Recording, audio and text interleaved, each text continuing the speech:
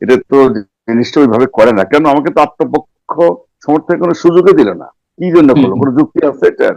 একজন বললো আর অমনি হয়ে গেল, এটা তো হয় হুম না। হুম। কোনো নিয়ম নীতি তো মানা উচিত। যদি নিয়মই না মানে তার দেশ চলবে কিভাবে? কোনো নিয়মই মানছে না। পৃথিবীর ইতিহাসে কোথাও নাই এমেরিটাস দিয়ে কাউকে বাতিল করে, এটা আজীবন দেওয়া হয়, এটাই কিন্তু নিয়ম আর কি। আরেকটা কথা হলো, এটা তো তারা বলছে 24 জুন, তাই না? 2 বছর আগে। এতদিন জি। করলো না কেন? তারাই তো ক্ষমতায় ছিল। আমি যদি আপনাকে সরাসরি প্রশ্ন করি, আপনি সাবেক প্রধানমন্ত্রী শেখ হাসিনার ব্যক্তিগত চিকিৎসক ছিলেন, সেটি আপনার যোগ্যতার ভিত্তিতেই আপনি এই কাজটি করে যেতেন বা তার ব্যক্তিগত চিকিৎসকের দায়িত্ব পালন করেছেন। আহ, এটি কি প্রতিহিংসার কারণ, বা এটি মূল কারণ কিনা?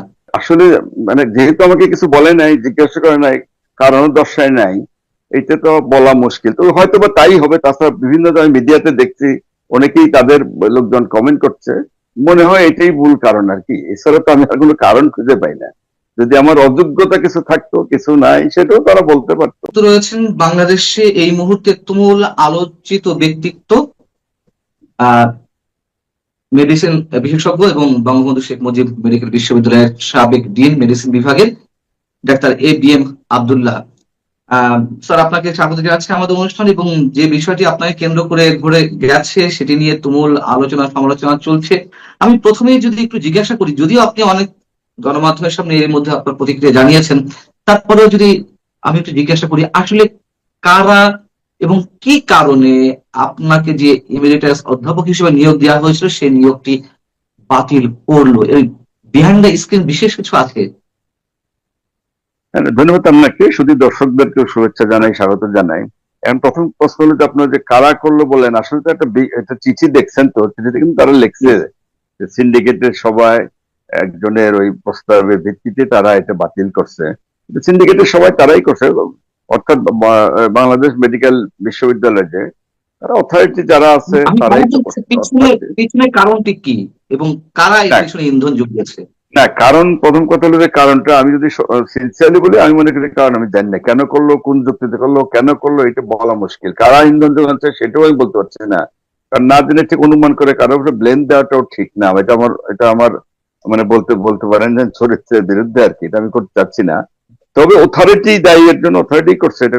প্রশাসন যে জি, আছে বঙ্গবন্ধু, এ, বঙ্গবন্ধু না, এখন তো হলো বাংলাদেশ মেডিকেল বিশ্ববিদ্যালয়, জি, সাবেক বঙ্গবন্ধু শেখ মুজিব মেডিকেল বিশ্ববিদ্যালয়, তারা অথরিটি, তারা কিন্তু একটা বিজ্ঞপ্তি দিচ্ছে, দিচ্ছে যে তারা এটা সিন্ডিকেটের সবাই তারা ডিসিশন নিচ্ছে। শুধু তাই না, আমার এই যে আজীবন এমএরিটাস অধ্যাপক, এটা তো বাতিল করছেই। আবার এমন হুম, একটা আমার কিন্তু বেতন টেতন না, এটা একটা অনারিয়াম, সম্মানিত যে কিছু দিত, এবং সেই টাকাও নাকি ফেরত দিতে হবে, এটাও কিন্তু তারা বলছে। জি। এটা তারাই করছে। তো আমি মনে করি যে যারাই করুক, আমার দিক থেকে আমি ব্যক্তিগত আমার খুব যেটা খুব খারাপ লাগছে তা বলবো না আমি, আমার তেমন কিছু যায় আসে না। যারা করছে কাজটা আমি মনে করি ঠিক করে নাই, অন্যায় করছে, এটা অযৌক্তিক একটা কাজ করছে আর কি। আমার উপর এটা তারা অন্যায় করছে। এইটা আমি আমি যে কোনো ভাবেই হোক, এটা তো জিনিসটা ওইভাবে করে না কেন? আমাকে তো আত্মপক্ষ সমর্থনের কোনো সুযোগই দিল না। কি জন্য হুম করলো? হুম কোনো যুক্তি আছে এটার? করলো, তারা হয়ে গেল, একজন বললো আর অমনি হয়ে গেল, এটা তো হয় হুম না। হুম। কোনো নিয়ম নীতি তো মানা উচিত। যদি নিয়মই না মানে তার দেশ চলবে কিভাবে? কোনো নিয়মই মানছে না। তাদের মতো করে করে দিল আর কি। একজন বললো, হয়ে গেল, তাই কি হয়ে গেল? এটা যৌক্তিকতা খুঁজতে হবে না? এটা করা তো উচিত ছিল। অথবা আমাকে বলতে পারতো, এক্সপ্লেনেশন কল করতে পারতো, আমার আত্মপক্ষ সমর্থনের সুযোগ দিত। আমার যদি উত্তরে তারা খুশি না হতো, স্যাটিসফাইড না হতো, তখন করতে পারতো, তাহলে জিনিসটা আরো শুভনীয় হতো। তো সে কাজটা কিন্তু তারা করে নাই আর কি। না, তারা যেটি বলছে, বা চিঠিতে যেটি উল্লেখ করা হয়েছে, যে 2024 সালে বিশ্ববিদ্যালয়ের 92তম সিন্ডিকেট সভায় মানে কেউ একজন প্রস্তাবটি তোলেন, এবং একই সিন্ডিকেটে এমিরেটাস অধ্যাপক নিয়োগ অধ্যাদেশ সংশোধন করা হয়, এবং আপনাকে যা এমিরেটাস অধ্যাপক হিসেবে নিয়োগ দেওয়া হয়, যেটি কোনো প্রক্রিয়া মেনটেন করে হয়নি। আসলে কি নিয়মগুলো এরকম, তারা যা বলতে চাইছে? প্রথম কথা হলো, ওরা যে বলছে, যেটা তো দেখাচ্ছে জুনের 24, আমার কিন্তু এমেরিটাস হিসেবে নিয়োগ দেওয়া হয় 22 সনে, ফেব্রুয়ারি মাসে। আচ্ছা। এটা আরো 2 বছর আগে। ওখানে কিছু সংশোধন হচ্ছে, এটা হয়তো সত্য। কিন্তু প্রক্রিয়া কেন মানলো না? এটা একটা প্রক্রিয়ার মাধ্যমে কিন্তু হয়।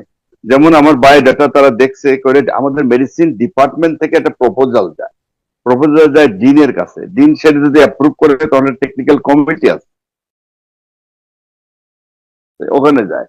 এরপরে কিন্তু যায় একাডেমিক কাউন্সিল, এরপরে হলো সিন্ডিকেটে পাশ করার পরে কিন্তু আমাকে এটা বানানো হয়। 5টা স্টেপ পার করার পরে আমাকে এমিটাস অধ্যাপক হিসেবে কিন্তু নিয়োগ দেওয়া হয় আমার যোগ্যতার ভিত্তিতে। ধরে নিলাম যে এই ক্ষেত্রে আপনার ক্ষেত্রে কোনো প্রক্রিয়া মেনটেন করা হয়নি, তাদের বক্তব্য আমরা আহ, আহ, কথা বলার স্বার্থে ধরে নিলাম যে তারা যদি বলছে সত্য, কিন্তু নিয়োগটি যখন যেমন প্রক্রিয়া মেনটেন করে দেওয়া হবে, আবার নিয়োগ বাতিলও তো নানান ধরনের প্রক্রিয়া মেনটেন করে কাজটি সম্পন্ন করতে হবে, তাই না? তাহলে তাই তো করা উচিত। কারো নিয়োগ বাতিলের ক্ষেত্রে প্রক্রিয়াগুলো ঠিক কেমন? ওইটা কিন্তু একটা ক্রাইটেরিয়া আছে ওর মধ্যে, ও কতগুলো হুম, ক্রাইটেরিয়া থাকে, সাধারণত এটা আজীবন, তো এটা কিন্তু পৃথিবীতে কোনো রেকর্ড নেই, আমাদের দেশেও এটা অনেক বিশ্ববিদ্যালয় থেকে, অনেক বিশ্ববিদ্যালয় কিন্তু আছে, মানে হুম। নন মেডিকেল বিশ্ববিদ্যালয়, ঢাকা ইউনিভার্সিটি বা অনেক ইউনিভার্সিটি, সেখানেও কিন্তু বাতিলের কোনো নিয়ম কোথাও কিন্তু কেউ করে নাই আজ পর্যন্ত, পৃথিবীর ইতিহাসে কোথাও নাই এমেরিটাস দিয়ে কাউকে বাতিল করে, এটা আজীবন দেওয়া হয়, এটাই কিন্তু নিয়ম আর কি। আরেকটা কথা হলো, এটা তো তারা বলছে 24 জুন, তাই না, 2 বছর আগে, এতদিন জি। করলো না কেন? তারাই তো ক্ষমতায় ছিল, আয় করতে পারলো না তারা, এত দেরি করলো কেন? এত এত দেরিতে 2 বছর পরে এমন কি প্রয়োজন পড়লো, তাদের এতদিন পরে এই বোধোদয়টা কেন হলো? তাদেরই প্রশাসন আগেও ছিল, তারা এই কাজটা কেন করলো না? তারা আগেই করতে পারতো, আগে করলে তো হয়তো এত কথাবার্তা নাও উঠতে পারতো আর কি। 2 বছরের পরে এসে তাদের মাথায় ঢুকলো এটা নিয়ম নীতি ঠিক মতো হয় না, এতদিন বুঝে নাই, তাহলে তাদের কি যোগ্যতা আছে? তাহলে তারা কেন এটা বুঝতে পারলো না? আসলে মানুষের একটা দেখেন, জিজ্ঞাসা যে কত টাকা ভাতা দেওয়া হয় বা সম্মানী দেওয়া হয় ইমেরিটাস অধ্যাপকদের, এটি অঙ্কটা কেমন জানতে পারি? এই অঙ্কটা হলো যে লাস্ট যখন আমি রিটায়ারমেন্টে, যে কোনো প্রফেসর হুম, রিটায়ারমেন্টের যে বেসিক যেটা স্যালারি থাকে এটা দেওয়ার নিয়ম, তাও কিন্তু তারা দেয় নাই। তারা করছে কি, আমি তো রিটায়ারমেন্টে গেছি, রিটায়ারমেন্টে কিন্তু একটা এমন তো রিটায়ারমেন্টের একটা টাকা তো পাই আমি, ওরা করছে রিটায়ারমেন্টের টাকা দুইটা মিলে বেসিক যে স্যালারি প্রফেসর এটা করছে, তারা পুরো টাকাটাও কিন্তু তারা দেয় না, এটা একটা অনিয়ম করতে, অন্যায় করছে। এটা বেসিক স্যালারি রিটায়ারমেন্টের সময় যা থাকে এটা পাবে, এটাই দেওয়ার নিয়ম, কিন্তু তারা সেটাও করে নাই। আমি আমি তো পেনশন তো পাবো, এটা তো নর্মাল, পেনশনের বাইরে বেসিক স্যালারিটা দেওয়ার কথা, এই টাকাটাও তারা দেয়, পরিমাণটা একদম যোগ করে নিজেদের মতো করে দিছে, এখানেও তারা একটা অনিয়ম করছে। আহ, মানে এর পিছনে কারণগুলো এখন অনেকে খোঁজার চেষ্টা করছে। কেউ কেউ বলছেন, বা আমি যদি আপনাকে সরাসরি প্রশ্ন করি, আপনি সাবেক প্রধানমন্ত্রী শেখ হাসিনার ব্যক্তিগত চিকিৎসক ছিলেন, সেটি আপনার যোগ্যতার ভিত্তিতেই আপনি এই কাজটি করে যেতেন বা তার ব্যক্তিগত চিকিৎসকের দায়িত্ব পালন করেছেন। আহ, এটি কি আহ, আহ, প্রতিহিংসার কারণ, বা এটি মূল কারণ কিনা? আসলে কথা হলো, আমি তো আসলে মানে যেহেতু আমাকে কিছু বলে নাই, জিজ্ঞাসা করে নাই, কারণ দর্শায় নাই, এটা তো বলা মুশকিল, তো হয়তো বা তাই হবে। তাছাড়া বিভিন্ন মিডিয়াতে দেখছি অনেকেই তাদের লোকজন কমেন্ট করছে, মনে হয় এটাই ভুল কারণ আর কি, এছাড়া তো আমি আর কোনো কারণ খুঁজে পাই না। যদি আমার অযোগ্যতা কিছু থাকতো, কিছু নাই, সেটাও তারা বলতে পারতো। ঘুরে ফিরে তো কথা ওইটাই মনে হচ্ছে, এটাই মূল কারণেই মনে হচ্ছে, কিন্তু আমার মানে মানুষের মিডিয়ার বিভিন্ন সংবাদের ভিত্তিতে আমি বলতেছি এটা। তারপরে আমি বলবো যে এক্স্যাক্টলি আমি জানি না, তা এটা আমার মনে হয় সবচেয়ে ভালো হয়, যেহেতু তারা অথরিটি, তারা এটা করছে, যদি সুযোগ হয় আপনি তাদের সঙ্গে কথা বলতেন, কেন তোমরা করলা, কোন কোন কারণে করলা, তারা এক্সপ্লেন করবে, এটা আপনি পারলে তাদেরকে একটু জিজ্ঞেস করে দেখেন, হুম। একটু আহ, সুন্দর হয়, ব্যাপারটা শোভনীয় হয়। এবং এই যে অপসংস্কৃতি শুরু হয়েছে শুধু আপনার ক্ষেত্রে নয়, ডক্টর ইউনূস সরকারের সময় থেকে নানান বিশ্ববিদ্যালয় থেকে, কলেজ থেকে অধ্যাপকদের যেভাবে মবের শিকার করে বা মবের মধ্যে ফেলে তাদেরকে মানে রিজাইন দিতে বাধ্য করা হচ্ছিল, বা কাউকে কাউকে রিজাইন দিতে বাধ্য না করা হলে কাউকে কাউকে অপসারণ করা হয়েছে। অসংখ্য শিক্ষার্থী বিভিন্ন মেডিকেল কলেজ বা বিশ্ববিদ্যালয় থেকে বিভিন্ন কারণ দেখিয়ে এই গত 2 বছরের মধ্যে অনেক শিক্ষার্থীকে বহিষ্কার করা হয়েছে, কাউকে সাময়িক, কাউকে আজীবনের জন্য স্থায়ী, ইনক্লুডিং ইউ। আমরা সবশেষ পর্যায়ে খুব বড় একটি জায়গায় দেখলাম আপনার ক্ষেত্রে এটি করা হলো।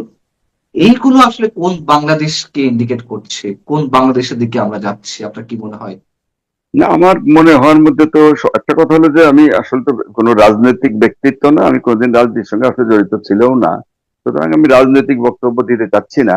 আমার ব্যক্তিগত মনে হয়, বিশেষ করে আমার মনে হয় এটা প্রতিহিংসা পরায়ণ করেই এটা করছে, তারা হিংসার ভিত্তিতেই করছে। আর অন্যান্য জায়গায় যেগুলো করছে, এইটা সম্বন্ধে আমি কমেন্ট করতে চাচ্ছি না, তাদের ব্যাপার, তারা কেন করলো তারাই বলতে পারবে, যেহেতু আমি চাকরিতে নাই, এটা তো আমার চাকরি না, এটা তো অনারারি সময়। আমি চাকরিতে থাকলে হয়তো আমি এটার শিকার হইতাম কিনা তাই বা কে জানে, হয়তো বা হইতাম আর কি। এছাড়া তো আমার আর বলার কিছু নাই। আর অন্য জায়গায় যারা করছে তারা জানে কেন তারা করলো। আরেকটা বিষয় মনে করিয়ে দিতে চাই যে এমনি তো আপনার চিকিৎসা সেবার বিষয়ে অনেকের কাছেই বিষয়টি পরিচিত। আমরা জানি কম বেশি যারা আমরা আপনাকে চিনি, আপনি যেভাবে স্বাস্থ্য সেবা দিয়ে আসছেন, বিশেষ করে হত দরিদ্র বা গরিব মানুষদের ক্ষেত্রে আপনি যেভাবে পাশে দাঁড়িয়ে থাকেন। একটি বিষয় আমি একটু দর্শকদের উদ্দেশ্যে মনে করে দিতে চাই এবং আপনার কাছে একটু জানতে চাই যে বিষয়টি কেমন ছিল যখন এই দেশে একটি মহামারী এলো সাম্প্রতিক সময়ে, করোনা মহামারী। আমি যতদূর জানি যে এই করোনা মহামারীটা যখন সিভিয়ার, মানে করোনাটা সিভিয়ার পর্যায়ে যাচ্ছিল, মহামারী পর্যায়ে যাচ্ছিল, তখন সরকার কি করবে না করবে, মানে তৎকালীন আওয়ামী লীগ সরকার, এটা যখন একটা বিভ্রান্তির মধ্যে থাকা হচ্ছিল, তখন সাবেক প্রধানমন্ত্রী শেখ হাসিনা আপনার পরামর্শ চাইছিলেন যে আসলে এই বিষয়টি কোন পর্যায়ে আছে। এবং আমি যতদূর জানি যে পরামর্শটি আপনি দিয়েছেন যে অ্যাট ওয়ান্স এটিকে মহামারী ঘোষণা করতে হবে। এই বিষয়টি যদি আপনি একটু মনে করে দিতে, আসলে মানে কি ঘটেছিল তখন? না না, তখন তো আপনারা সবাই জানেন আমি ওই সময় মিডিয়াতে বিভিন্ন পত্রপত্রিকা বলেন, টেলিভিশন, অনলাইন, কত কিছুতে আমি অনেক সময় করছি মানুষকে সচেতন করার জন্য। চেষ্টা তো আমি চালিয়ে যাচ্ছি যতটুকু পারি। শুধু তাই না, আমি করোনার তো চিকিৎসা প্রচুর প্রচুর চিকিৎসা করছি নিজের ভয় ভীতি উপেক্ষা করে। একসময় তো আমি আক্রান্তও হলাম, আমার ওয়াইফ আক্রান্ত, আমার ওয়াইফ আক্রান্ত, আপনি জানেন তো করোনা কিন্তু মারাও গেছে না। জি, জি, সুতরাং আমি নিঃস্বার্থভাবে যতটুকু পারি মানুষের জন্য চেষ্টা দিয়ে যাচ্ছি। ওই সময় মাননীয় প্রধানমন্ত্রী শেখ হাসিনাকে আমি বুঝাইছি আর কি। এই যে বিভিন্ন সময় কত রকমের লকডাউন, তারপরে ভ্যাকসিন, এগুলো তো কমিটি ছিল আরো, কিন্তু আমিও যতটুকু টেকনিক্যাল পার্সন হিসেবে, ডাক্তার হিসেবে, এগুলো কিন্তু আমি তাকে বোঝানোর যতটুকু পারি চেষ্টা করছি। মহামারী ঘোষণা করা, এটা তো আমার দায়িত্বের মধ্যে পড়ে। আমি চেষ্টা করছি, যেটা ভালো মনে করছেন উনি এটা করছেন। আমি দেখলাম যে আমি যদি না করি দেশের এই ক্রাইসিসে মানুষের জন্য, আমার তো মানুষের ভালো করা, আমি তো ডাক্তার, ডাক্তারি লাইনে করা, অন্য কিছু না। এই লাইনে আমি যতটুকু পারার চেষ্টা কিন্তু আমি করছি। ইভেন আপনারা জানেন, আমার মনে হয় আপনার সঙ্গে বোধহয় দু একটা প্রোগ্রাম আমি করছি টেলিভিশনে, কিন্তু অনেক প্রোগ্রাম করছি। টার্গেট ছিল মানুষকে সচেতন করা, মানুষ যাতে ভালো থাকে, সুস্থ থাকে, করোনা আক্রান্ত না হয়, কি করতে হবে না হবে, কাদের ভ্যাকসিন নিতে হবে, কি ওষুধ খেতে হবে, এগুলো কিন্তু আমি চেষ্টা করছি জনগণকে যতটুকু সম্ভব সচেতন করার জন্য, তাদের চিকিৎসা সেবা দেওয়ার জন্য যতটুকু করে করছে। এবং তৎকালীন মাননীয় প্রধানমন্ত্রী শেখ হাসিনা, আমি কিছু কিছু যেগুলো পরামর্শ দিছি, প্রায় যেগুলো গ্রহণযোগ্য হয়েছে উনি গ্রহণ করছেন। তবে যেটা আপনি বললেন লকডাউন বলেন, মহামারী ঘোষণা বলেন, টিকা বলেন, ওষুধপত্র, অনেক ওষুধ টিকা আমদানি করা দরকার যেগুলো দেশে অ্যাভেলেবল না, বাইরে থেকে আনা দরকার, এগুলো আমি কিন্তু বলার চেষ্টা করছি এবং সেগুলো হলো উনি কিন্তু করছেন, এগুলো আনছেন। তখন এটা অসত্যের কিছু নাই, ওই সময় রেকর্ড আছে, সব দেখলে কিন্তু সব জানতে পারবেন।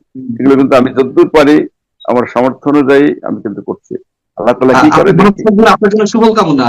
একটা নিয়োগ বাতিল হলেই সবকিছু যে ধসে পড়লো নিজের ব্যক্তিগত জীবন একজাক্টলি থেকে, তাই, আমিও তাই মনে করি। আমার স্বপ্ন ধসে বললো তা তো না, আমি তো আমার মতো তো আছে, আমার কাজ তো চলে যাচ্ছে, আমি লেখালেখি করি, প্রায় পত্র পত্রিকা লিখি, আমি চিকিৎসা সেবা যদ্দূর পারি দিয়ে যাচ্ছি আমার সামর্থ্য অনুযায়ী। আমার বইগুলো ইন্টারন্যাশনালি, এটা তো অ্যাকসেপ্টেড বই, দিল্লি থেকে হয়, আমি ওগুলোর এডিশন চেঞ্জ করতেছি। সুতরাং আমি কিন্তু কাজ করে যাচ্ছি, আমি বসে নাই, আমার কোনো অসুবিধা। ওইটুকু এরা এইটুকু করে তাদের কোনো খুব একটা, খুব যে ওরা খুব বেনিফিটেড হবে আমি মনে করি না, আমার খুব ক্ষতি তারা করতে পারবে বলে আমি বিশ্বাস করি না। আল্লাহ যদি না চায় তারা কিচ্ছু করতে পারবে না, আমি ভালো আছি ইনশাআল্লাহ। জি, আপনি ভালো থাকবেন সেই শুভকামনা আমাদের। দর্শক আপনারা যারা সঙ্গে ছিলেন, নিশ্চয়ই আপনারা ভালো থাকবেন। আল্লাহ হাফিজ।